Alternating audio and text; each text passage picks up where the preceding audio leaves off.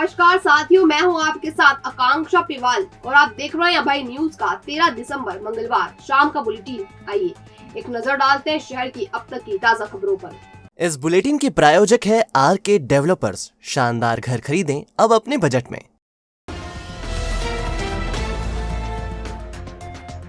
हीरा मिल की चाल ढांचा भवन क्षेत्र में सूदखोरी को लेकर आतंक का नाम बन चुके मोंटू गुर्जर का मकान और गार्डन का अवैध कब्जा नगर निगम की टीम ने मंगलवार को ध्वस्त कर दिया। एक के बाद एक मोंटू के 4 मकान तोड़े गए। गुर्जर ने अपनी धाक के बल पर गार्डन पर कब्जा कर रखा था। हीरा मिल की चाल में रहने वाले एक शख्स ने 3 दिन पहले ही जहर खाकर खुदकुशी कर ली थी। उसके परिजनों ने आरोप लगाया था कि मोंटू गुर्जर ने ब्याज के रुपए वसूलने के लिए इस कदर मारा पीटी की थी कि जीने के बजाय शख्स ने मरना ज्यादा गवारा किया। हीरा मिल की चाल में सड़क पर शव रखकर तब परिजनों ने मोंटू गुर्जर पर कड़ी कार्रवाई की मांग की थी। सोमवार को नगर निगम की टीम ने ढांचा भवन क्षेत्र में स्थित मोंटू के कब्जे वाले मकान और संपत्ति का पता लगाया और इन पर नोटिस चस्पा कर दिया। मंगलवार को नगर निगम की टीम भारी पुलिस बंदोबस्त के बीच ढांचा भवन क्षेत्र में पहुंची और अवैध निर्माण ढहा दिया।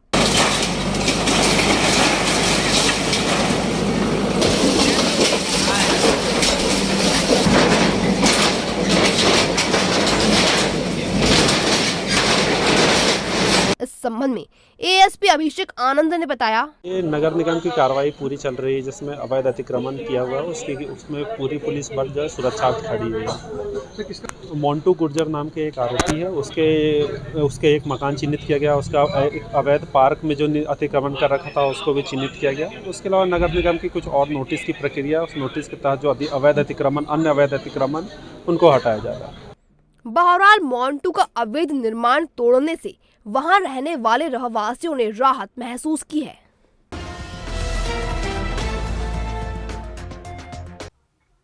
उज्जैन जनपद पंचायत कार्यालय का कांग्रेस ने गंगाजल छिड़क कर शुद्धिकरण किया और उसके बाद अध्यक्ष और उपाध्यक्ष ने पदभार ग्रहण किया। इस बीच बटुकों ने मंगल पाठ भी किया। कांग्रेस के वरिष्ठ नेता राजेंद्र वशिष्ठ ने कहा कि जनपद कार्यालय में अशुद्धि का माहौल था, उसे गंगाजल छिड़क कर दूर किया गया। सीईओ ने जनपद पंचायत की नव निर्वाचित अध्यक्ष विद्या देवेंद्र सिंह परमार और उपाध्यक्ष को शपथ दिलाई। उनके साथ ही सदस्यों ने भी ग्रामों के विकास का संकल्प लेते हुए शपथ ली। विधायक रामलाल मालवीय, वरिष्ठ कांग्रेस नेता राजेंद्र वशिष्ठ, कांग्रेस जिला अध्यक्ष कमल पटेल और जनपद सदस्यों के पहुंचने से पहले ही जनपद पंचायत कार्यालय के बाहर ढोल ढमाकों की आवाज सुनाई दे रही थी। पटाखे चलाकर जनप्रतिनिधि और उनके समर्थकों ने खुशी का इजहार किया। जनपद पंचायत सभा कक्ष में सीईओ हेमलता शर्मा ने अध्यक्ष, उपाध्यक्ष सहित सभी सदस्यों का स्वागत किया और सभी को सेवा का संकल्प दिलवाया। विधायक रामलाल मालवीय ने कहा कि न्यायालय के कारण ग्रामीण क्षेत्र के मतदाताओं, जनपद के चुने हुए जनप्रतिनिधियों की जीत हुई। कांग्रेस नेता राजेंद्र वशिष्ठ ने कहा, निर्वाचित अध्यक्ष ने गंगाजल डालकर अशुद्ध वातावरण को शुद्धिकरण किया। इसके साथ ही सभी सदस्यों ने मिलकर गांव के विकास का संकल्प लेकर कामकाज शुरू किया है। वशिष्ठ ने कहा, उज्जैन जनपद से शुरू हुआ अशुद्ध वातावरण को हटाने का अभियान आगे भी विधानसभा और लोकसभा तक जारी रहेगा। गंगाजल इसलिए छिड़का गया कि यहाँ पर जनपद का जो कार्यालय है ये विगत 5 वर्षों से इस कदर से यहाँ पर अराजकता की स्थिति, भ्रष्टाचार की स्थिति, हर एक आम नागरिक परेशान था। एक अशुद्ध का वातावरण यहाँ पर निर्मित हुआ था।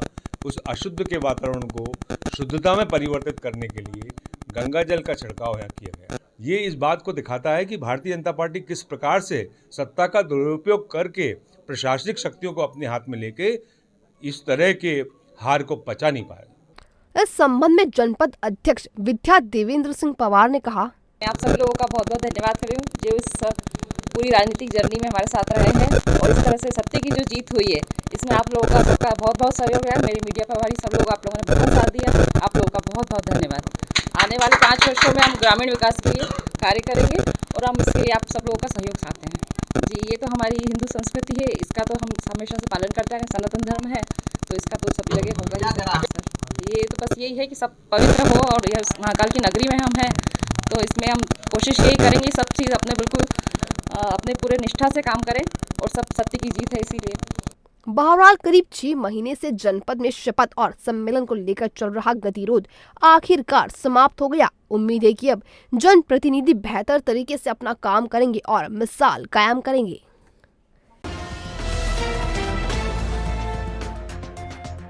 सिंहस्थ क्षेत्र में बसी गुलमोहर और ग्यारसी नगर के रहवासियों को अभी भी पूरी तरह से राहत नहीं मिली है। कांग्रेस की दलील है कि प्रशासन 2016 से पहले वाले मकानों को बख्शने को तैयार है। हालांकि प्रशासनिक स्तर पर अभी तक इस संबंध में किसी तरह का स्पष्टीकरण जारी नहीं हुआ है। गुलमोहर, ग्यारसी नगर सहित 5 कॉलोनी के रहवासियों को उनका निर्माण हटाने का नोटिस नगर निगम ने दिया है। हालांकि सोमवार को निर्माण हटाने की डेडलाइन पूरी हो गई, लेकिन प्रशासन अमले ने कोई कार्रवाई नहीं की। सोमवार को ही कांग्रेस नेताओं के नेतृत्व में प्रशासनिक संकुल का घेराव किया गया था। इस संबंध में शहर अध्यक्ष रवि भदौरिया ने बताया, कार्रवाई स्थगित कर दी है और उन्हें भौतिक सत्यापन कराया जा रहा है। वहाँ पर कलेक्टर साहब अपनी टीम भेज के भौतिक सत्यापन कराएंगे। उनका ये कहना था 2016 के पहले जितने भी वहाँ मकान बने उनको तो उन्होंने रहने दिया है और उसको आगे भी उनका कहना था कि इसको हम स्थायी के लिए विचार कर रहे हैं। 16 के बाद जिन लोगों ने ज़्यादा मकान बना लिए हैं तो हमारी जितनी पूरी टीम थी कांग्रेस की, उन्होंने यही बोला कि साहब ये गरीब लोग हैं, अपने खून पसीने की कमाई से इन्होंने अपने मकान बनाए, ऐसे इनके मकान नहीं तोड़े जाए। तो अभी तो उन्होंने आश्वस्त कर दिया है, आगे की कार्रवाई भौतिक सत्यापन क्या कराते हैं उसके बाद फिर देखते हैं। नहीं, हम गरीब परिवारों के साथ में, पूरी पार्टी उनके साथ में खड़ी हुई है। हम ऐसे प्रशासन को मकान थोड़ी तोड़ने देंगे जिन लोगों ने अपने खून पसीने की कमाई से मकान बनाए हैं। इस संबंध में कलेक्टर आशीष सिंह ने बताया, 1 साल पहले हमने ये जब हाथ में ये चीज़ ली थी तो लगभग 330 के आसपास मकान निकले थे जो अतिक्रमण में थे, जो 2016 के बाद हुए थे, और हम लोगों ने उसमें से लगभग 28-30 मकान तोड़े भी थे। इस बार जब पुनः सर्वे हमने कराया तो फिर वापस उससे ज़्यादा संख्या में निकल के आए हैं, जिससे कि पता लग रहा है कम से कम 60 के आसपास मकान और नए निर्मित हो गए साल भर में। अगर इसी गति से अतिक्रमण होते रहेंगे तो निश्चित रूप से इस बार साधु महात्माओं को ज़मीन आवंटन में बहुत दिक्कत आएगी, इसलिए इसको हटाया जाना बहुत ज़रूरी है।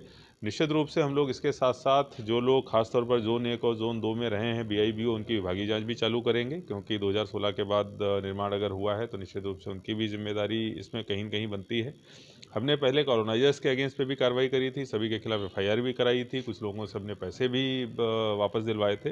वो सब कार्रवाइयाँ भी एक तरफ करेंगे, लेकिन उसके साथ साथ हमको अतिक्रमण को बचाने के लिए और भविष्य में ऐसी चीज़ ना हो, इसलिए सख्ती से हटाया जाना आवश्यक है। अभी कोई भी राहत की बात नहीं करी गई है। अभी जो हमारा निर्णय है उससे उनको अवगत करा दिया गया है और 1-2 दिन में हम लोग जो भी नई डेट होगी उसको अनाउंस करते हैं। बहरहाल सिंहस्थ क्षेत्र की कॉलोनियों का मसला सुलझने का नाम नहीं ले रहा है। आने वाले समय में यह हंगामा और बढ़ने के आसार है। सीएम शिवराज सिंह चौहान बुधवार को शहर में रहेंगे। उनके दौरे की तैयारी कलेक्टर ने देखी। 2 घंटे तक सीएम शहर में होंगे और इस दौरान वह संत सम्मेलन में शामिल भी होंगे। बुधवार को शहर आ रहे सीएम संत सम्मेलन में शामिल होंगे और त्रिवेणी संग्रहालय में 5G सेवा का शुभारंभ करेंगे। सीएम अपराह्न 3:40 पर हेलीपैड पुलिस लाइन पर पहुंचेंगे और वह सीधे संत सम्मेलन में शामिल होने जाएंगे। त्रिवेणी संग्रहालय में टेलीकॉम सेवा शुभारंभ कर वह शाम 6:15 पर इंदौर रवाना हो जाएंगे। कलेक्टर आशीष सिंह ने त्रिवेणी संग्रहालय ऑडिटोरियम एवं 4 धाम पार्किंग के पास चल रहे संत सम्मेलन स्थल का निरीक्षण किया एवं अधिकारियों को जरूरी निर्देश दिए। उनके साथ SP सत्येंद्र कुमार शुक्ल, निगम आयुक्त रोशन सिंह, ADM संतोष टैगोर, महाकालेश्वर मंदिर प्रशासक Sandeep Soni, smart city CEO Ashiq Pathak, ASP Abhishek Anand, DSP SPS Rathore सहित संबंधित अधिकारी मौजूद थे। मुख्यमंत्री जी का दौरा प्रस्तावित है और उन्हीं के द्वारा ये घोषणा करी गई थी कि 5G की शुरुआत मध्य प्रदेश में श्री महाकाल महालोक से की जाएगी और हमारी पूरी तैयारी है। कल माननीय मुख्यमंत्री जी के कर कमलों से 5G की शुरुआत महाकाल महालोक से मध्य प्रदेश के लिए कर दी जाएगी। तेरा मेरा रेस्टोरेंट कैफे, प्राइम लोकेशन पर 3-in-1 सोल्यूशन, शानदार family restaurant, rooftop cafe, hotel जहां है AC सिंगल बेड और डबल बेड डीलक्स रूम्स, खास ओकेजन्स के लिए 3D साउंड, DJ लाइट्स और सुपर लग्जरियस डांस फ्लोर्स के साथ पार्टी हॉल और कॉन्फ्रेंस हॉल भी। आपकी खातिरदारी के लिए हमारा प्रोफेशनल और ट्रेन्ड स्टाफ रहेगा हर वक्त मौजूद। पार्किंग फैसिलिटी, लॉबी एरिया और फ्री वाईफाई भी है उपलब्ध। हमारा पता 13/4 अलकनंदा नगर, कॉस्मोस मॉल के पीछे, इंदौर रोड, उज्जैन। संपर्क करें 7897340664 या 7566801224 या 9340447277। बंगाल की खाड़ी में बने साइक्लोन के असर के चलते मध्य प्रदेश सहित उज्जैन में मौसम बदला बदला सा है। 2 दिन से छाए बादल मंगलवार सुबह अचानक बरस पड़े। नए शहर में जहां बूंदाबांदी हुई, वहीं पुराने शहर में जमकर बादल बरसे, जिससे सड़कें तरबतर हो गई। बारिश के चलते ठिठुरन भी बढ़ गई और एक ही दिन में अधिकतम तापमान 9.5 डिग्री तक लुढ़क गया। दरअसल मंगलवार सुबह से आसमान में बादल उमड़ घुमड़ रहे थे। 11 बजे अचानक बूंदाबांदी शुरू हो गई। नए शहर में करीब आधे घंटे तक रिमझिम का दौर चलता रहा। वहीं भैरवगढ़, कालियादेह सहित अन्य इलाकों में जोरदार बारिश हुई। इससे मौसम भी खुशनुमा हो गया और ठिठुरन बढ़ गई, जिसके चलते शहरवासी गर्म कपड़ों में लिपटे नजर आए। बूंदों की रिमझिम से दिन के तापमान में गिरावट दर्ज की गई। सोमवार को अधिकतम तापमान 31.5 डिग्री था, जो मंगलवार को 9.5 डिग्री लुढ़ककर 22 डिग्री सेल्सियस दर्ज किया गया। वहीं न्यूनतम तापमान 19 डिग्री सेल्सियस दर्ज किया गया। जिवाजी वेधशाला के मौसम प्रेक्षक दीपक गुप्ता ने बताया कि जैसे ही बादल छटेंगे, दिन और रात के तापमान में तेजी से गिरावट आएगी। ईसा मसीह के जन्मोत्सव की धूम शहर में शुरू हो गई है। ईसाई परिवारों में कैरोल गायन होने लगे हैं। मुख्य उत्सव 25 दिसंबर को मनाया जाएगा। उज्जैन में ईसाई संप्रदाय के 2 चर्च हैं, एक कैथोलिक ईसाइयों का और दूसरा प्रोटेस्टेंट का। दोनों में ही उत्सव की तैयारी युद्ध स्तर पर चल रही है। कैथोलिक संप्रदाय में मदर मरियम को प्रमुख माना जाता है, जबकि प्रोटेस्टेंट में यीशु को। कैथोलिक चर्च के फादर ने बताया, वैसे तो आपको मालूम है क्रिसमस की तैयारी पूरे दुनिया में होते रहता है। 25 दिसंबर 24 रात को वैसे हमारे धार्मिक कार्यक्रम तो है 12 बजे 11:30 से 2 बजे तक एक प्रोग्राम चलेंगे चर्च में। मसीह के जन्मोत्सव मनाते हैं। उधर प्रार्थना है, पूजा है, जुलूस से उस समय धार्मिक कार्यक्रम थे। फिर दिन भर मिलने का अवसर है, लोग आते रहता है। बाकी क्रिब बनाना है, वो सब एक हफ्ता कम से कम तो लगेगा। प्रोटेस्टेंट ईसाइयों के चर्च मसीही मंदिर में भी तैयारी युद्ध स्तर पर चल रही है। इस संबंध में सचिव शशि टाइटस ने बताया, मसीह मंदिर चर्च 36/77 उज्जैन में क्रिसमस के पर्व को लेकर और न्यू ईयर के पर्व को लेकर समाज जनों में बहुत ही हर्ष का माहौल है और हमने तैयारी बहुत ज़ोर शोर से, बड़े प्रेम के साथ, एक भाईचारे के साथ इस तैयारी को शुरू करिए। और ये पर्व हमारा पूरे महीने हम उसको मनाते हैं। हर संडे उसको अलग अलग कार्यक्रमों के माध्यम से हम उसको मनाते हैं। और क्रिसमस की तैयारी आप अभी देख ही रहे, रंगाई पुताई सबका तैयारी हो चुकी है। से रहें हमारा देश, हमारा राष्ट्र और हमारा प्रदेश एक उन्नति करने पाए, यही हम प्रभु यीशु से प्रार्थना करेंगे, देश के लिए, राष्ट्र के लिए और अपने प्रदेश के लिए। बहरहाल कैरोल गीत घरों में गूंजने लगे हैं।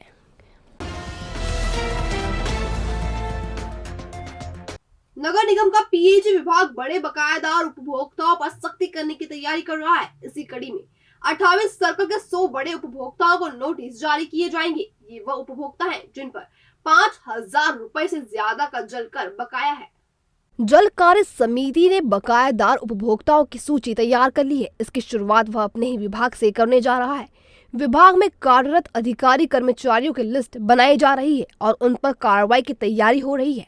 इस संबंध में जल कार्य समिति के प्रभारी शिवेंद्र तिवारी ने बताया, उज्जैन में कई ऐसे उपभोक्ता है जिन्हों के द्वारा अभी तक जल कर को भरा नहीं जा रहा है, उन पे काफी जल कर बकाया भी है। इसी के मद्देनजर नगर पालिका निगम की जो लोक स्वास्थ्य यांत्रिकी शाखा है उसने अभी तय किया है कि उज्जैन नगर में 28 सर्कल है। हमने 28 सर्कल में ऐसे 100 नाम निकाले हैं जिन पर 5,000 से लेके ज्यादा तक पैसा बाकी है। सूची बन गई है।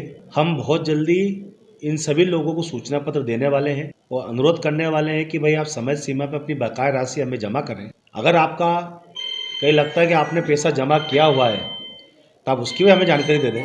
अगर संतोषजनक जवाब नहीं होगा तो उनसे जल की बकाया वसूली के लिए विधि अनुसार जो भी कार्रवाई होगी नगर पालिका निगम, माननीय महापौर, माननीय निगम आयुक्त के नेतृत्व में इसका प्रयास करने वाला है।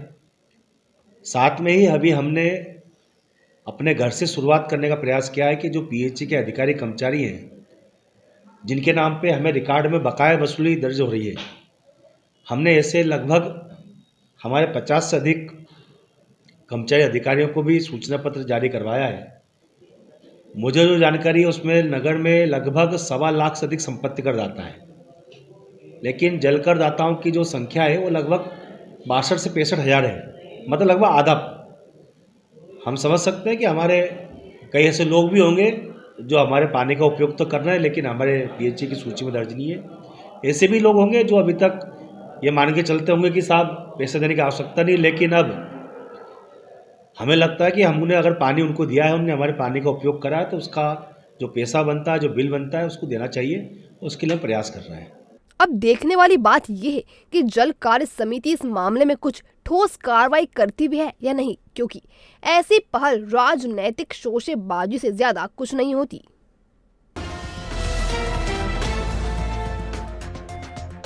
नागदा की एक युवती के साथ लोगों ने न सिर्फ अभद्र व्यवहार किया बल्कि जान से मारने की धमकी तक दे दी। युवती ने जन सुनवाई में पहुंचकर इसकी शिकायत दर्ज कराई है।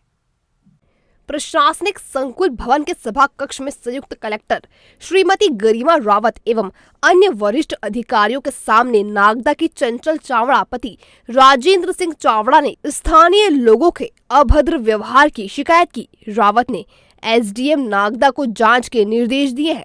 घटिया के घिनौदा के महेश शर्मा ने उनके स्वामित्व की सिलोदा रावल में स्थित जमीन की भू अधिकार पुस्तिका पृथक से बनाने के लिए तहसीलदार घटिया को आवश्यक कार्यवाही के निर्देश देने का निवेदन किया। सेठी नगर के जीवनलाल जैन ने दिव्यांगता और कमजोर आर्थिक स्थिति को देखते हुए आर्थिक सहायता की मांग की है। सीएमएचओ को मामले की जाँच कर उचित कार्रवाई करने को कहा गया है। पीर झलार की नादन बाई ने उनके स्वामित्व की कृषि भूमि पर दबंग व्यक्ति द्वारा वाहन निकालकर फसल को नुकसान पहुंचाने की बात की। संबंधित के खिलाफ पुलिस अधीक्षक को आवश्यक कार्रवाई करने के निर्देश दिए गए हैं। जानसापुरा निवासी दिलशाह ने पुत्री के साथ असामाजिक तत्वों द्वारा की जाने वाली छेड़छाड़ और मानसिक प्रताड़ना की शिकायत की। लसूड़िया की चचरबाई ने ग्राम पंचायत अमलावदिया के सरपंच और सचिव पर अनुचित तौर पर रुपयों की मांग करने का आरोप लगाया। इस मामले में जांच का आदेश दिया गया है।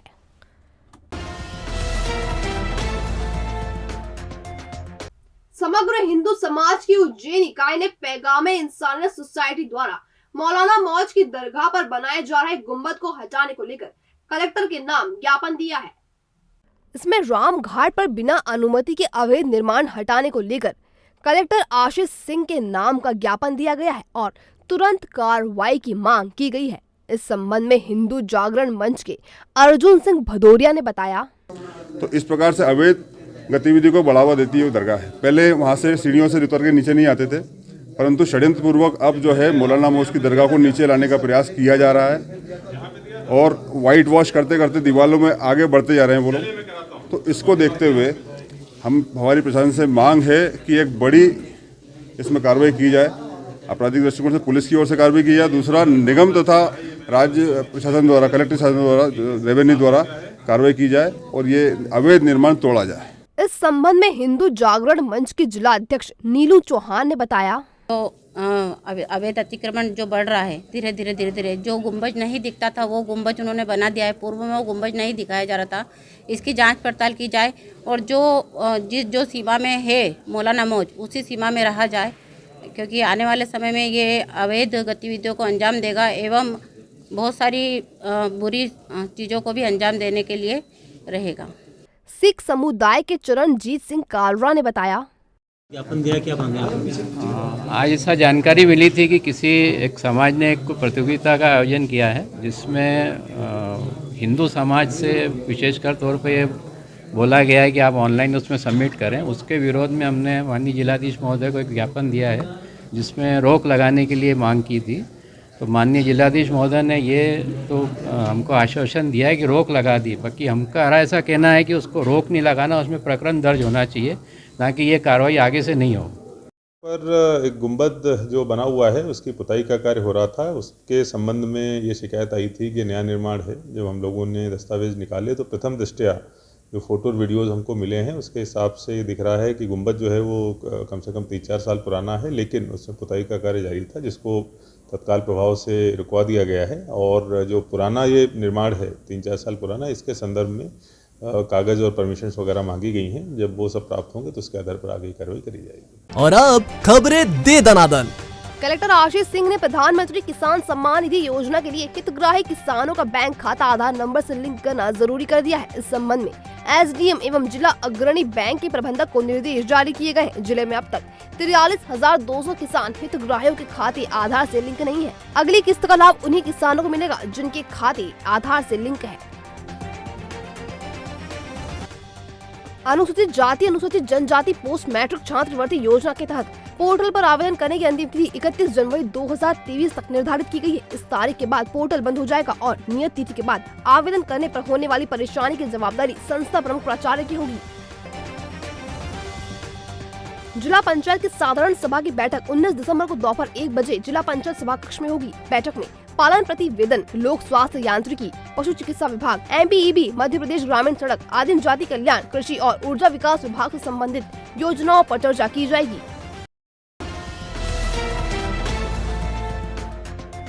भविष्य की चिंता छोड़ो, पंडित गोविंद गुरु से नाता जोड़ो। ना कोई पैसा ना कोई फीस, बस लीजिए गुरु जी का आशीष। आज ही जाने अपनी हर समस्या का समाधान। संपर्क करें 9827030415 या 9302230415। हमारा पता 8 अलगदाम कॉलोनी, सावे रोड, उज्जैन।